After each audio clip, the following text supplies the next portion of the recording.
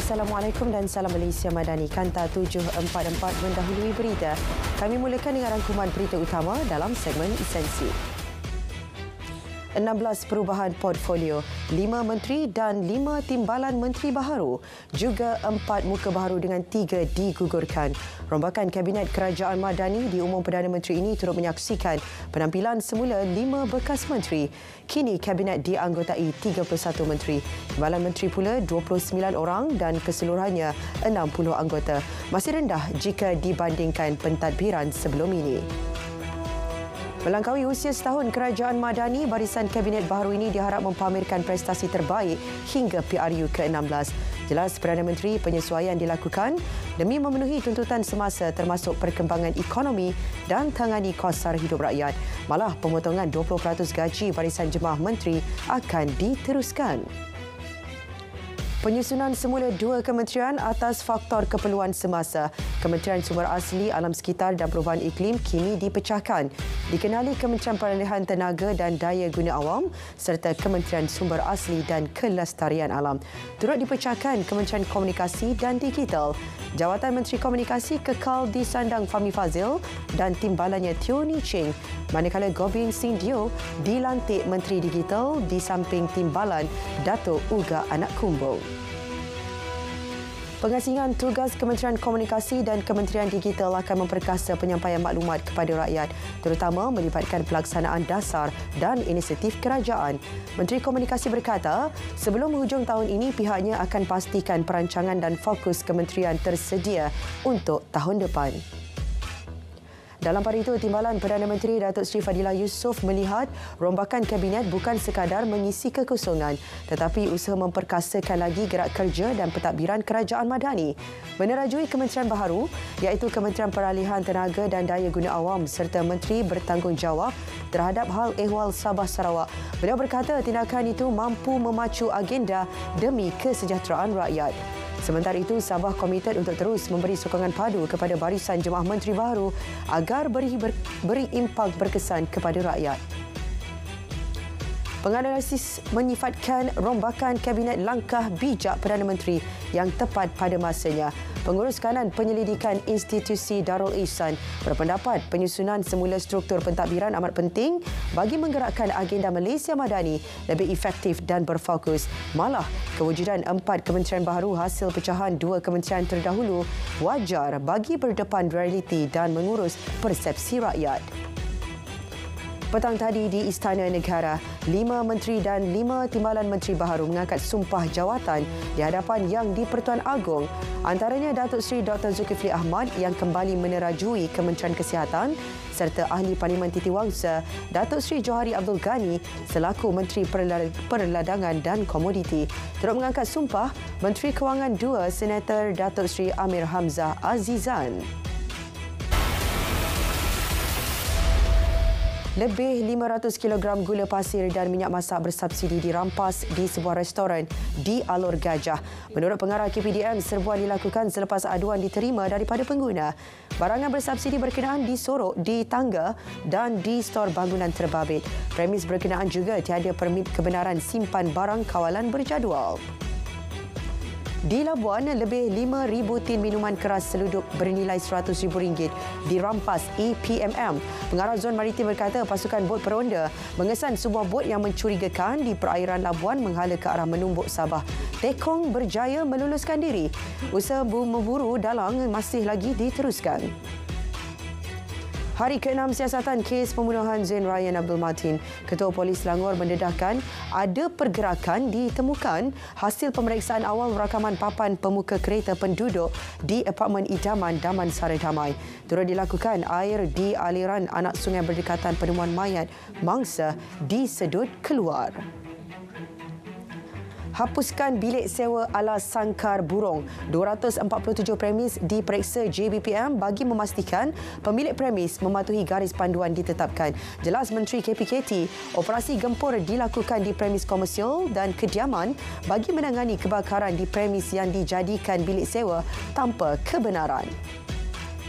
Di Mahkamah Seksyen Butterworth, bekas pengarah mengaku tidak bersalah pindah keluar wang syarikat lebih RM55,000 3 tahun lalu. Tertuduh Tai Chun Wei didakwa buat pemindahan ke syarikat milikan tunggalnya tanpa mesyuarat agung. Kesalahan didakwa dilakukan pada 4 Februari 2020 di Icon City, Bukit Mertajam. Mahkamah benarkan ikat jamin RM12,000 dengan seorang penjamin.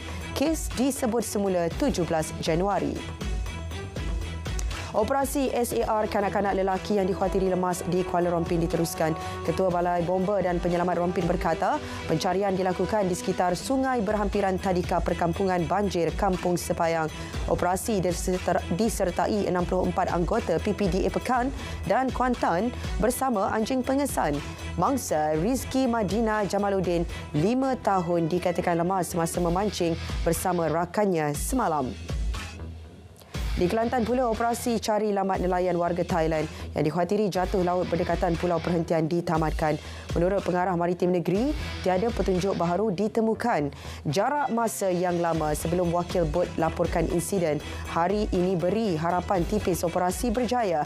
Mangsa dilaporkan hilang pada 6 Disember lalu. Penemuan sisa buangan klinikal berbahaya yang bertaburan di Lebuh Raya Plus, laluan gurun ke Sungai Petani disiasat. Menurut Pengarah JAS Kedah, walaupun bahan buangan terbabit telah dibersihkan, pihak berkaitan boleh dikenakan tindakan perundangan. Pengendali dan pengangkut sisa buangan klinikal perlu mengikut SOP ditetapkan bagi mengelak risiko kesihatan. Hujan berterusan, tahap waspada dijangka berlaku di 3 negeri bermula esok hingga Khamis. Amaran oleh Met Malaysia itu melibatkan seluruh Terengganu, Bachok dan Pasir Putih di Kelantan serta Kuantan, Pekan dan Rompin di Pahang. Atasi masalah hakisan tebing Sungai Kelantan sepanjang 350 meter di Kampung Pekalan Pasir Mas. Ke arah itu, projek penstabilan sungai bakal dilaksana awal tahun depan melibatkan kos RM20.32 juta. Jelas Menteri Sumber Asli dan Kelestarian Alam, projek dijangka siap pada 2026 sekaligus melindungi keselamatan 20 keluarga berhampiran. Kes demam denggi melonjak 11% pada minggu epidemiologi ke-48. 2,988 kes dilapor. Ketua Pengarah Kesihatan mendedahkan 1 kematian akibat komplikasi demam denggi berlaku. Kumulatif kes demam denggi adalah kira-kira 111,000 kes dengan 95 lokaliti hotspot. Kajian komprehensif sedang dilakukan berkaitan syur menaik taraf lesen memandu motosikal B2 kepada B secara automatik. MOT menyatakan setakat 30 November terdapat 7.9 juta pemilik lesen B2 yang aktif di negara ini, manakala pemilik lesen B seramai 453,000. 32,000 permohonan taraf kewarganegaraan diterima KDN setakat bulan lalu. Sebanyak 10,381 daripadanya telah diselesaikan. Ia melebihi sasaran awal 10,000 permohonan setahun. Sistem My Digital ID tidak simpan data biometrik seperti cap jari, maklumat mata atau pengecaman muka. MIMOS memaklumkan ia juga tidak digunakan chip atau implan. My Digital ID tidak kumpul, tidak pantau atau simpan bekalan data peribadi serta aktiviti pengguna dalam talian selain tidak dedahkan data peribadi secara terbuka. Ini pula usaha berterusan bagi tangani isu rantaian padi dan beras negara. Operasi bersepadu penguatkuasaan beras putih tempatan giat dilaksana. Jelas KPKM, tindakan tegas akan digunakan terhadap pihak yang menukar kampit, mencampurkan beras tempatan dengan import termasuk sembunyikan bekalan.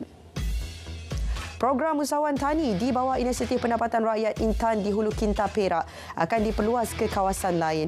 Menurut Menteri Ekonomi, tanah terbiar milik kerajaan negeri diusahakan peserta terdiri daripada B40 dan miskin tegar. Kerjasama ini mewujudkan lebih banyak peluang pekerjaan terutama dalam sektor pertanian moden di kawasan luar bandar. Tingkat kefahaman rakyat berkaitan dasar dan inisiatif kerajaan.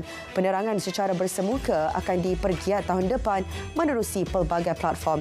Timbalan Menteri Komunikasi menyatakan menerusi Jabatan Penerangan, sebanyak 312 program telah dilaksana tahun ini. Dan di-Pertuan Agong berkenan menyempurnakan perasmian Menara Mawib di Ibu Negara. Bangunan baru itu dibina untuk beri keselesaan dan memudahkan asnaf berurusan dengan Mawib.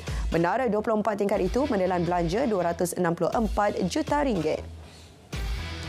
Program Selamat Pagi Malaysia SPM akan jelajah 40 lokasi berbeza bermula tahun depan bersempena ulang tahunnya ke-40.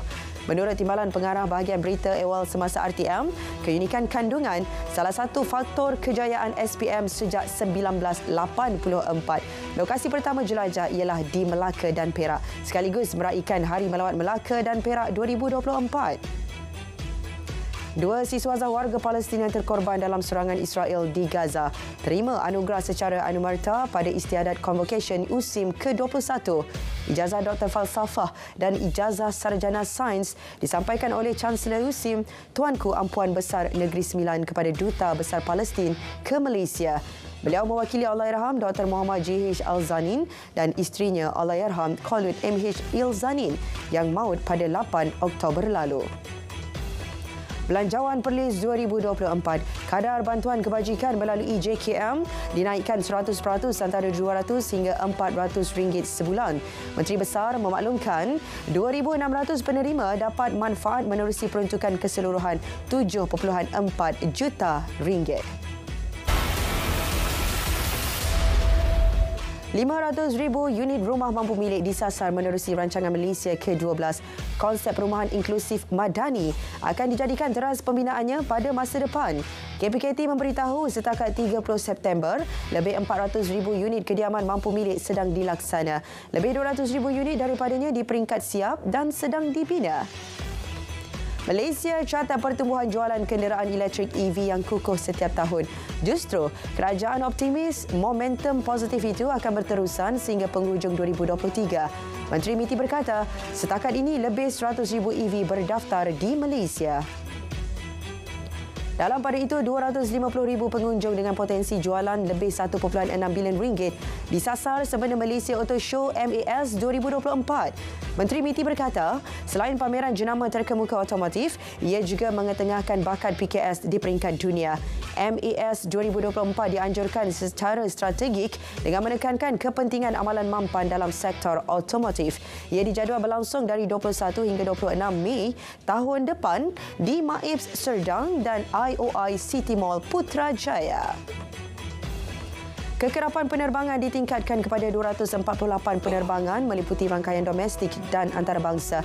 Malaysia Aviation Group menyatakan langkah bertujuan memenuhi permintaan bagi perjalanan hingga Mac 2024. Antaranya, menambah kekerapan untuk laluan Kuala Lumpur ke Singapura 2 kali seminggu ketika perayaan Tahun Baharu Cina. Tentera Israel teruskan serangan bertali arus di Gaza sepanjang malam tadi hingga ke pagi. Namun, ia mendapat tentangan sengit oleh pejuang Hamas. Sejak genjatan senjata berakhir 1 Disember lalu, rejim Zionis memulakan serangan darat di selatan Gaza dan membawa pertempuran ke Khan Yunis. Sementara itu, 4 rakyat Palestin dibunuh dalam serangan drone semasa serbuan Israel ke atas bandar Jenin di tebing barat. Menurut Kementerian Kesihatan Palestin, seorang lagi cedera dalam serangan ke atas kejiranan Al-Sibad. Rejim Zionis mengepung 3 hospital di kawasan itu. Angka korban di Gaza mencecah 18,205 orang.